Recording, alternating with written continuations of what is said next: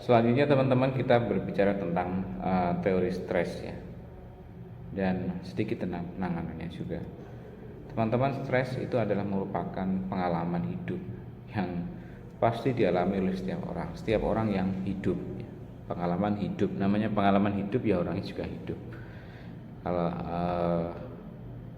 orang yang sudah meninggal, maka bisa jadi pada masa hidupnya dulu pernah mengalami stres, dan bisa jadi tidak ditakdirkan oleh Allah mengalami stres ya. Pada dasarnya ada tiga teori mendasar tentang stres yang menjelaskan bagaimana stres itu terjadi pada manusia. Yang pertama adalah stres model stimulus ya. Yang kedua stres model respons, dan yang ketiga adalah stres model transaksional. Teman-teman yang dirahmati Allah, ketiga teori itu menjelaskan apa yang dimaksud dengan stres dan bagaimana sih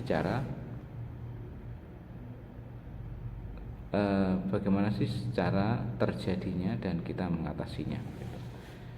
Stres dikatakan sebagai stimulus ketika ada berbagai rangsangan yang masuk atau mengganggu atau membahayakan. Stres ini dikatakan sebagai respon saat tubuh bereaksi terhadap sumber-sumber stres. Stres dikatakan transaksional saat adanya proses pengevaluasian dari sumber stres yang terjadi. Stres tidak hanya berdampak buruk pada manusia, tapi juga ada yang berdampak atau berkontribusi pada arah yang positif. Akibatnya ditimbulkan stres terhadap seorang yang ditentukan bagaimana kemampuan dan sumber stres yang diterima. Melihat itu dulu. Oleh karena itu teman-teman, ketika jumlah sumber stres begitu banyak dan kemampuan untuk berusaha dengan baik, ketika jumlah stres begitu banyak dan kemampuan untuk berusaha dengan stres sedikit, maka stres akan memberikan dampak negatif. Nah, jenis stres yang bersifat tidak baik ini adalah yang disebut dengan distress. Sebaliknya yang baik itu disebut dengan eustress. Nah, teman-teman yang dirahmati Allah,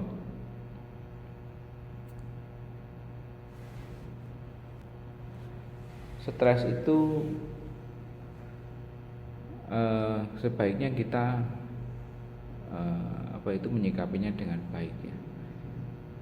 Ketika kita bisa menyikapinya dengan baik, terus kemudian menerima dan meluapkannya dengan baik, maka itu akan berdampak positif pada kita sebagai motivasi untuk kita supaya semakin maju. Teman-teman pasti sudah pernah mendengar adanya sebuah percobaan ketika kita melihat sebuah gelas kaca. Gelas kaca itu kalau dilihat, coba teman-teman sambil membayangkan gelas kaca itu sambil dilihat kira-kira berapa bobotnya. Yang kedua, bisa nggak saya membawa gelas itu. Membawa gelas itu saya kira adalah masalah ya. Sedangkan kita disuruh membawa gelas, itu adalah kita sudah berusaha menyelesaikan masalahnya, tergantung perintahnya bagaimana. Nah, gelas itu kemudian dibawa ke dapur, atau disuruh membawa ke rumah tetangga, atau disuruh membawa ke suatu acara. Atau yang lebih keren lagi, untuk sekedar pengetesan, gelas itu bisa dipegang terus menerus. Mungkin 1 menit it's okay ya, nggak terasa. Kemudian ditambah lagi 1 jam sambil membawa gelas itu, mulai terasa capek membawa gelas itu. Terus kemudian ditambah lagi durasi waktunya 1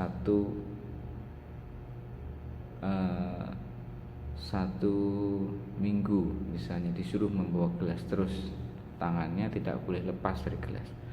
Pasti lama-lama kita merasa bahwa itu yang dilakukan tidak manusiawi. Tapi kalau kita mau menanggapi stres ini dengan sesuatu yang baik, dengan acuan agama misalnya, karena sudah menolong, karena sudah beribadah, seperti teman-teman kita yang perempuan yang sudah menikah mengalami proses kehamilan, tentu saja membawa 9 atau 8 bulan proses membawa seorang di perutnya, meskipun itu masih kecil, itu sangat stres sekali karena tidak bisa kita lepaskan sebentar terus kita pelekan lagi kayak gitu. Apalagi kalau disuruh berbaring pasti kayak gitiran. Tapi kalau kita menyikapinya bahwasanya seorang ibu yang mengandung itu adalah sebuah fitrah, sebuah amanah, sebuah ibadah, maka kita insya Allah akan menjalaninya dengan enjoy ya, seperti itu. Manakala stres bisa kita kelola, maka kelolalah dengan maksimal supaya hasilnya bisa berubah menjadi positif. Kalau disikapi bahwa stres itu memang 100% semuanya adalah masalah yang harus dijauhi atau diselesaikan dengan